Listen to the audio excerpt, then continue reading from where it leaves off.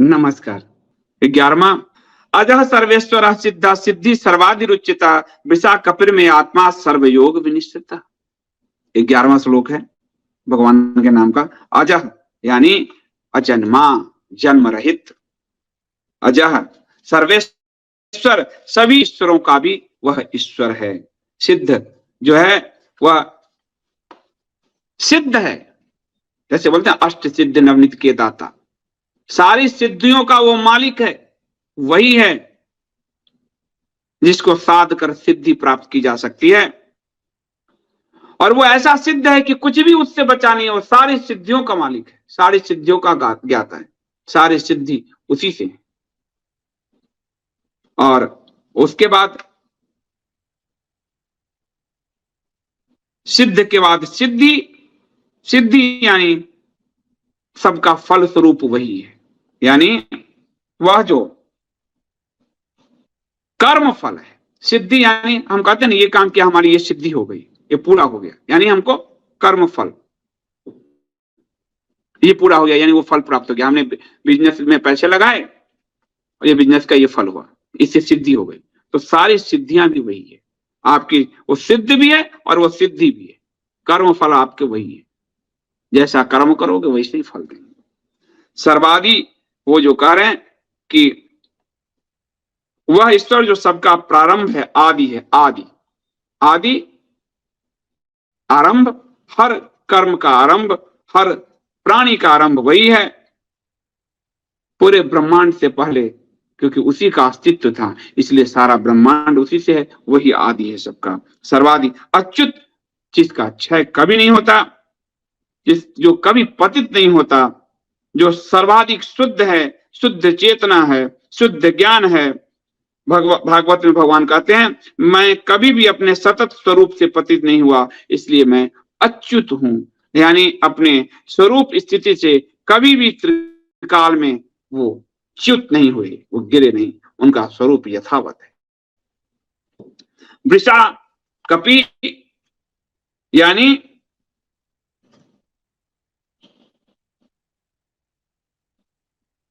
वृषा कपि, वृषा का मतलब, कपि का एक अर्थ है बराह और वृष का अर्थ है धर्म।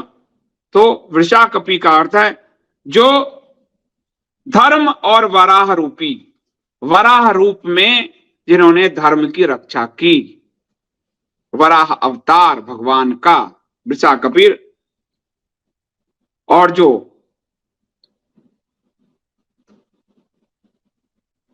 प्रलय के समय में पृथ्वी को वराह रूप लेकर भगवान ने बचा लिया था, तो उनका नाम है वृषा कपि। वृष यानी धर्म, कपि यानी बंदर भी, कपि मतलब वराह भी, वृषा कपि। अमे आत्मा,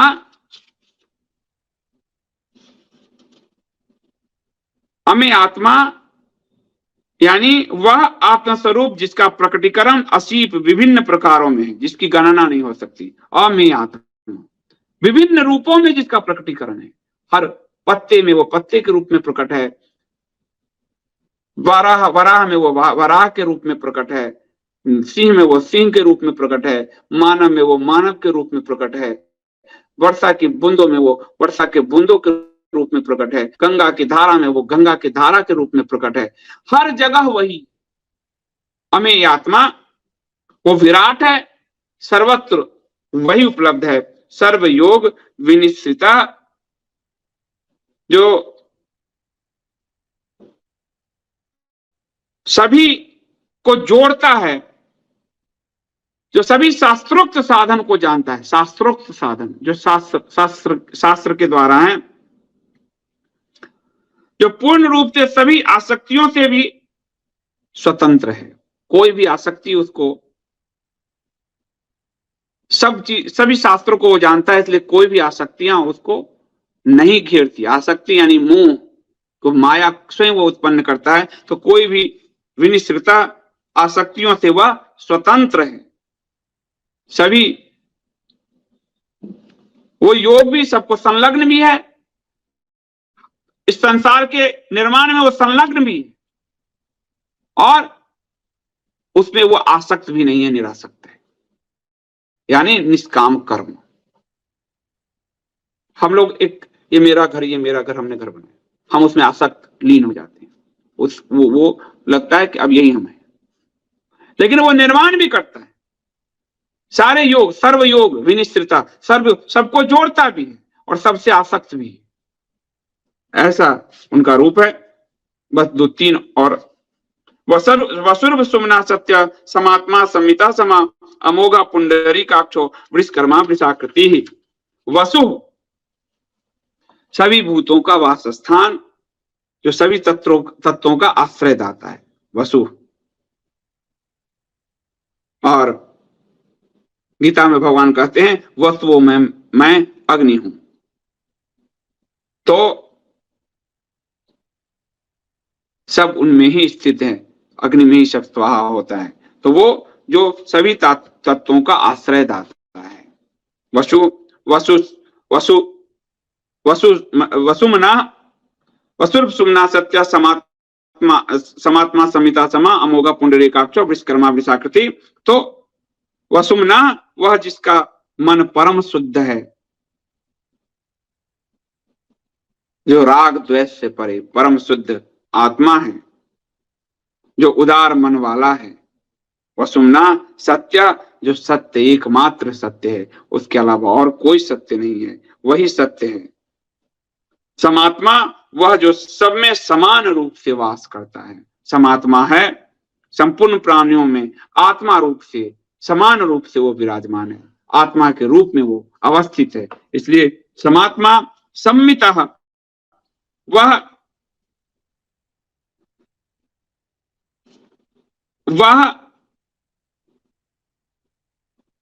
परम सत्य जो है, और वो समात्मा सम्मिता में अ छुपा हुआ है। सम्मिता माने असम्मिता, जो ये उच्चारण आप देखेंगे, समात्मा सम्मिता, तो अ छुपा हुआ है, यानी जो जिसको नापा ना जा सके, जिसको मापा ना जा सके, जो अतुलनीय है, जो किसी भी माप से परे है।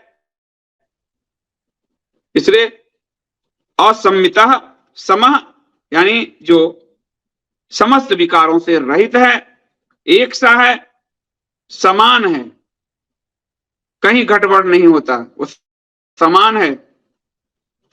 अमोघा यानी कि वह अमोघ शक्ति, कहते हैं अमोघवान, जिसका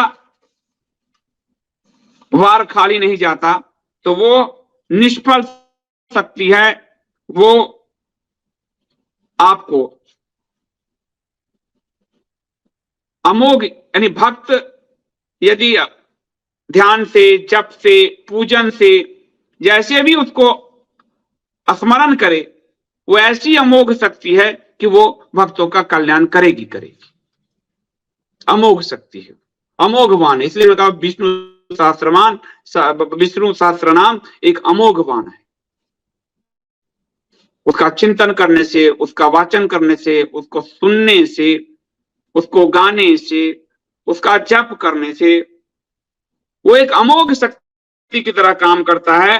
भगवान विष्णु एक अमोघ शक्ति हैं और वो अमोघ शक्ति प्रदान करते हैं, फल प्रदान करते हैं। पुंडरीकाक्षा यानी पुंडरी यानी आपको कमल नयन, और हृदय में जो पुंडरी में, जो शरीर के मूल हृदय में जिसका वास है, पुंडरीकाक्ष जिसका वास है, ऐसा पुंडरीकाक्ष भगवान का नाम है। विश्वकर्मा, फिर विश्व का अर्थ धर्म है, और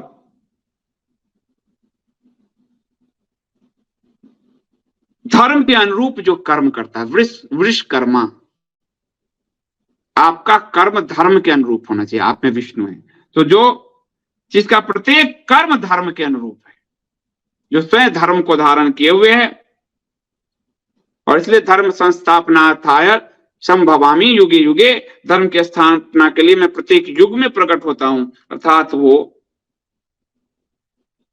धर्म के लिए ही पदार्पण होता है। उनका हर कर्म धार्मिक है, धर्म से आबद्ध है, धर्म के अनुरूप है। इसलिए मानव भगवान कृष्ण के आचरण को अपने धर्म का आचरण बना सकता है, लेकिन सारे आचरण ये नहीं कहेगा कि मैं रास लसाने जा रहा हूं फिर उसको गोवर्धन धारण करना पड़े। तो वृषाकृति, वृषाकृति का मतलब है कि जो मूर्ति रूप में भी है, जो धर्म धारण की स्थापना के लिए विग्रह को धारण करने वाला और विग्रह रूप में भी उपस्थित है। वो यानी वो साकार भी है और निराकार भी है, निराकार भी है वो साकार भी है। मूर्तिमान, वो धर्म की मूर्ति है, इसलिए विग्रह रूप जो आया है वो धर्म की मूर्ति। तो मानव तो अज्ञानी है, उसको कैसे पता चलेगा, इसलिए उसने विग्रह की रचना की। वो धर्म मूर्ति के रूप में उपस्थित है भगवान श्री कृष्ण, भगवान श्री विष्णु। और विग्रह यानी विभिन्न जन्म में विभिन्न अवतारों को विग्रह यानी को धारण करने वाला विग्रह वही अवतार लेता है मानव और देवताओं के कल्याण हेतु। तो वृषाकृति। 13वां है रुद्रो बहुशिरा बभ्रुर विश्व योनि शुचिस्रवा अमृता शाश्वता अस्थानुर वारारोहो महातपा। रुद्र है वह रुद्र का मतलब है कि दो अर्थ हैं। एक जो रुलाता है, यानी अगर पाप कर्म किए हो तो वो आपको रुलाएगा, मृत्यु के भय से आपको रुलाएगा। अगर पुण्य कर्म किए हो तो मृत्यु का भय नहीं होगा, वह सबको रुलाता है, इसलिए रुद्र है। और वो सबके कष्टों को दूर करता है, इसलिए भी रुद्र है। इसलिए भक्तों के दृष्टिकोण से आप देखिए, रुत यानी दुख, रु यानी रोदन, रुत यानी दुख, तो वो रुलाता भी है और वो दुख भी दूर करता है। अगर मृत्यु का ज्ञान हो गया तो मृत्यु के भय से का दुख दूर कर देगा। मृत्यु का अज्ञान है तो वो आपको रुलाएगा कि मृत्यु आ रही है, प्रलय होने वाला है। एक ही प्रलय आपको ज्ञान भी दे सकता है और रुला भी सकता है। किसी की मृत्यु आपको रुलाएगा भी, किसी की मृत्यु आपको ज्ञान भी दे देगा। तो वो रुद्र है, यानी वो रुलाता भी है और वो दुख का हरण भी करता है। और इसलिए भगवान ने स्वयं उद्घोष किया गीता में, रुद्रो में मैं शंकर हूं। यानी जो 11 रुद्र हैं उसमें 11वें रुद्र को शंकर कहा गया है। वो कहते हैं रुद्रो में मैं शंकर। शंकर कल्याण भी करते हैं और शंकर प्रलय में संहार भी करते हैं। तो वो रुलाते भी हैं और वो दुख दूर भी करते हैं। तो वो रुद्रा रुद्रा बहुशिरा, वह जिसके अनेक सिर है, अनेक सिर है। वेद से लेकर पुराण तक, रामायण से महाभारत तक सब उसके सिर हैं, सब उसके ज्ञान है। तो सहस्त्र सिर, सहस्त्र आंखों, सहस्त्र पैरों वाला, ऋग्वेद भी कहता है पुरुष सूक्त में कि ईश्वर में सहस्त्र सिरों यानी सहस्त्र आंख, सहस्त्र पैर, यानी वो सर्वव्यापी है। इसका मतलब सहस्त्र सिर लेके घूम रहा है। जो कुछ मूढ़ और आतताई और अब्राह्मिक ऐसा कहने लगे, वह जो सहस्त्र सिर यानी सर्वव्यापी, वो सबको देख रहा है। और वो कह रहे हैं बहुत सी राजकुमार बभ्रु, वह जो विश्व प्रशासन करता है, राजा की भांति लोगों का भरण पोषण करने वाला, शासन करने वाला बभ्रु। विश्व योनि, वह विश्व के होने का कारण है। योनि यानी स्त्री योनि यानी गर्भ, गर्भ यानी सृजन, जनन। तो वह विश्व योनि है, विश्व को उत्पन्न करने वाला। उसके गर्भ से ही विश्व की उत्पत्ति हुई। विश्व योनि। शुचि स्रवा, शुचि यानी शुद्धता, पवित्रता। तो वह जिसके सुंदर और कुशल, स्रवस, स्रवा यानी वह सुंदर कान, वह सुंदर सुनता है, जिसके कर्ण सर्वत्र हैं, वह सब जगह व्याप्त है। शुचि स्रवा, वह आपके हर बातों को सुन रहा है और वह शुद्धता को अपने कर्ण से धारण करता है, शुचिता को अपने कर्ण से धारण करता है। तो पवित्र और शुचि स्रवा का मतलब है जिसके एक और अर्थ है जिसकी कीर्ति बड़ी पवित्र है। अमृता, वह जो अमर है, निर्विकार है, अमृत है, साक्षात अमृत है, जो कभी न मरने वाला है। शाश्वत स्थाणु, नित्य सदा शाश्वत रहने वाला, अचल रहने वाला स्थाणु, शाश्वत स्थाणु, जो अमर अपरिवर्तनशील है, जो अस्थाई है, वह विष्णु है। वरारोह, जो जो सबसे वरण, जो आरोह, जो आत्मा का सिंहासन जो है सबसे वरेण्य है, और वह जो उस पर आरूढ़ होने के लिए उत्तम स्थान जो है उस आत्मा के सिंहासन पर, वरारोह, उस आनंद के स्वरूप को वो कभी नहीं लौटाता। हमें अपने दुखों और तनाव के जीवन से वह जो हमें राहत देता है, जो एक लक्ष्य जिसको वर्ण हम कर सकते हैं, आरोहण यानी चढ़ाई, उस लक्ष्य को, वह जो लक्ष्य है आत्मा को जानना, आत्मा के सिंहासन को जानना, आत्मा को समझना, अपनी चेतना को जगाना, उसकी वो सहायता करता है। वही वो उत्तम मार्ग यानी विष्णु नाम ही है। महातपों में एक यानी प्रभाव, महान तप वाला प्रभाव जो है, ज्ञान, ऐश्वर्य और तपस से परिपूर्ण महातपा, वह जो है भगवान विष्णु है। 14वां श्लोक है, सर्व विद्वानो विश्वक्सेनो जनार्दना, वेदो वेद विद व्यंगो वेदांगो वेद विद कवि, यानी सर्वगह, सर्वत्र व्याप्त रहने वाला, जो हर वस्तु में, हर प्राणी में व्यापक है। सर्वविद भानु, यानी वह ईश्वर जो सब जानने वाला है, प्रकाशमय है। भानु यानी प्रकाश, आदित्य, सूर्य, चेतना का जो प्रकाश है, सर्वविद भानु, सब कुछ जानने वाला, वह जो प्रकाश स्वरूप है। विश्वक्सेना, युद्ध के लिए हुई तैयारी मात्र से ही दैत्य सेना को जो तितर बितर कर देता है। विश्वक्सेन, वो जिसके समक्ष देवताओं की शक्तिशाली सेना भी पीछे हट सकती है और दैत्यों की सेना भी तितर बितर हो जाती है, वह विश्वक्सेन है, वह सर्वशक्तिमान है, किसी की सेना उसके समक्ष नहीं टिक सकती। ऐसे, और यहाँ अहिंसा पढ़ाते गए। जनार्दना, दुख, वो सुख दुख दोनों ही प्रदान करता है। भक्तों के द्वारा जो है याचना किए जाने पर वह सुख प्रदान करता है, दुष्टों को दुख देता है, विपदा देता है, सत्पुरुषों को आनंद और शांति देता है, इसलिए वो जनार्दन है। जो भक्त है उसको वो आनंद देता है, समृद्धि देता है, शांति देता है। जो दुष्ट है उसको वो दंड देता है, इसलिए वो जनार्दन है।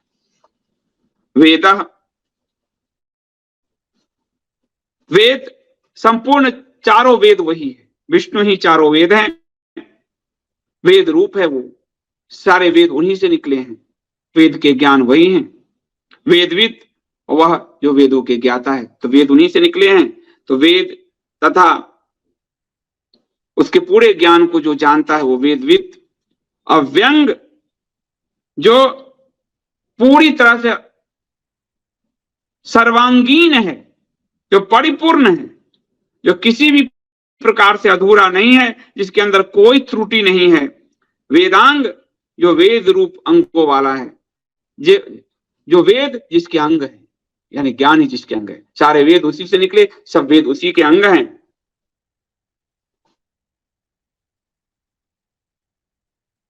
केनोपनिषद में गुरु ने कहा भी है कि सभी वेद उस परमात्मा के ही अंग हैं। वेदविद, वेदों को विचारने वाला, वह जो वेदों पर विचार करता है, वेद ही ज्ञान है, वह जो वेदों के ज्ञान की उद्घोषणा करता है। यानी श्रुति ही हमारे सभी, यानी वेद ही हमारे सभी ज्ञान का आधार है। कभी कवि जो है हमारे कवि ने मंत्र देखे। हम तो आजकल की ये कविता जो भाट पढ़ने वाले सबको मान लिए हैं, शब्द वही आ गए। कवि वह जो सर्वज्ञ है, जो श्लोकों का दृष्टा है, जिसके अंदर मंत्र उतरे, जिसने मंत्र को देखे हैं, तो वह दृष्टा ज्ञानी। ईशावास्य उपनिषद कहता है, बृहदारण्य उपनिषद कहते हैं, उस अतिरिक्त, उस स्तर के अतिरिक्त कोई दृष्टा नहीं है, वही वो कवि है, वह सर्वज्ञ है। और भगवत गीता में भगवान कहते हैं, कवियों में मैं उष्ण कवि शुक्राचार्य हूं, राक्षसों के जो गुरु हैं, क्योंकि वो शुक्राचार्य नीति निपुण है, इसलिए कह रहे हैं कवियों में मैं उष्ण हूं। ये कह रहे हैं भगवान गीता में। आज का आखिरी श्लोक, लोकाध्यक्ष सुराध्यक्षो धर्माध्यक्ष कृताकृता चतुरात्मा चतुर्व्यूहम चतुर्दंष्टम चतुर्भुजः, यानी लोकाध्यक्ष सभी लोगों का अधिपति स्वामी भगवान विष्णु है, सभी लोगों का जो है सुराध्यक्ष, सभी देवताओं के भी अध्यक्ष वही हैं, देवताओं के भी नेता वही हैं, लोक हम सब लोगों के भी नेता वही हैं, हम सब लोगों के प्रभु ईश्वर भी वही हैं, देवताओं के भी प्रभु ईश्वर वही हैं। देवता इंद्र आदि जब भी संकट में पड़े, उन्होंने भगवान विष्णु को ही पुकारा। मानव जब संकट में पड़ा रावण कंस आदि के द्वारा, तो मानव ने भी के रक्षण के लिए भी भगवान विष्णु ही अवतरित हुए।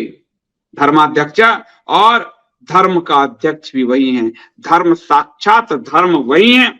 प्राणियों के कर्म आदि के अनुरूप जो धर्म अधर्म रूपी जो उसका कर्म है, उस अनुरूप फल देने वाले धर्माध्यक्ष भी वही हैं। तुमने धर्म किया तो तुम्हें उसके अनुरूप फल मिलेंगे, तुमने अधर्म किया तो तुमको उसके अनुरूप फल मिलेंगे, तो धर्माध्यक्ष भी वही है। कृता कृता, कृतम जो किया जाता है, जो प्रकट होता है, जो रचित है, अकृतम जो प्रकट नहीं हुआ, जो किसी रूप में परिवर्तित, यानी वो प्रकट भी हैं, वो अप्रकट भी हैं, वो रचयिता भी हैं, वो सृष्टा भी हैं, और वह व्यक्त भी हैं। तो कृता कृता कार्य रूप से वो कृत हैं, कारण रूप से वो अकृत हैं। कार्य रूप से वो जाने जाते हैं, कारण रूप से वो नहीं जाने जाते। कार्य यानी हम जो कार्य कर रहे हैं उससे प्रकट हो रहा है, उसके पीछे का जो कारण भगवान विष्णु है। क्योंकि चेतना नहीं जगी तो हम नहीं समझ रहे, तो कारण में तो वही है, उनको प्राणी नहीं जान रहा, नहीं समझ रहा, इसलिए वो पाप वृत्तियां कर रहा है। तो पाप वृत्तियां जो उसके कार्य कर रहा है, उसमें भी विष्णु अर्थात उसी अनुरूप वो फल भी दे रहे। तो कृता कृता है वो चतुरात्मा। सृष्टि की उत्पत्ति के लिए जो है, जब आत्मा के रूप में चतुरात्मा, आत्मा को चतुरात्मा तब कहा गया जब आत्मा को परमात्मा की विभूति के रूप में देखते हैं। जब आत्मा परमात्मा के रूप में हम देखते हैं तो वो गुणात्मक हो जाता है, वृद्धि है कि हम उसी के अंश हैं। तो जो है, और इसकी अनुभूति होते ही मूल तत्व, कारण, सृष्टि, पालन और विनाश की प्रक्रिया जो है उसकी अनुभूति हो जाती है। विष्णु पुराण में कहा गया, सृष्टा, पोषक और विनाशक के रूप में परमेश्वर की 4 विभिन्न विभूतियां हैं, सृष्टा, पोषक और विनाशक। और इसलिए उनको चतुरात्मा कहा गया है। सृष्टि की उत्पत्ति आदि के लिए 4 पृथक रूप लेने वाले चतुरात्मा। और यह अवस्था है जागृत अवस्था, पुरुष, स्वप्न, सुषुप्ति और तुरीय, ये चतुरात्मा का रूप है। जागृत यानी चेतना, जागृत, स्वप्न, सुषुप्ति और तुरीय अवस्था सब उसी की विभूतियां हैं, इसलिए उनको चतुरात्मा कहा गया। और चूंकि वो इन सबसे परे हैं, इसलिए तुरीयातीत भी है। चतुर्व्यूहम, चतुर्व्यूहम 4 व्यूह वाले, यानी उत्पत्ति, स्थिति, नाश और रक्षा। उत्पत्ति के कारण भी वही है, स्थिति के कारण भी वही हैं, लय यानी नाश के कारण भी वही हैं, और हमारी रक्षा के कारण भी वही हैं। तो इसलिए वो चतुर व्यूहम, वह चारों ही अवस्था में वही उपस्थित है, इसलिए उनको चतुर्व्यूहम कहा गया। वैष्णव साहित्य कहती है, रचना के उद्देश्य से महाविष्णु तो ही 4 महाशक्तियां हैं, व्यूह बने हैं, उन्हें वासुदेव, संकर्षण, प्रद्युम्न और अनिरुद्ध इसलिए कहा गया। वह ईश्वर जिसमें वैचित्र के वहन के लिए अनिवार्य 4 शक्तियां हैं, वही परमात्मा महाविष्णु है। चतुर्दंष्ट्रम, तो 4 दाढ़ों वाले यानी नरसिंह भगवान, नरसिंह रूप, 4 दाढ़ों वाले। मांसाहारी पशुओं में जो होता है चतुर्दंष्ट्रम, दंष्ट्रा कहा गया। तो ये उन्हें प्रहलाद की रक्षा के लिए, हिरण्यकशिपु के पुत्र प्रहलाद जो विष्णु परम विष्णु भक्त थे, उनकी रक्षा के लिए जो नरसिंह अवतार भगवान ने लिया था, वही चतुर्दंष्ट्रम, इसलिए उनको कहा गया। और चतुर्भुजा, जिनके 4 हाथ हैं, भगवान विष्णु के 4 हाथ हैं, एक में शंख, एक में चक्र, एक में गदा और एक में वो कमल धारण करते हैं। और पुराण कहते हैं मनुष्य जाति में धर्म की वो स्थापना करते हैं। शंख मनुष्य के धर्म के मार्ग का उद्घोष करता है और जो शांति और पूर्णता के विष्णु पद की ओर ले जाता है। और आपको चक्र जो है आपकी बुराइयों का अंत करता है। आपको जो है भगवान के शंख का नाम पांचजन्य शंख है, आप जानते ही हैं। चक्र सुदर्शन चक्र है उनका, आप ये जानते, भगवान चतुर्भुज हैं और अपने उस चतुर्भुज रूप के कारण भगवान हम सबकी रक्षा करते हैं। तो वही भगवान विष्णु है।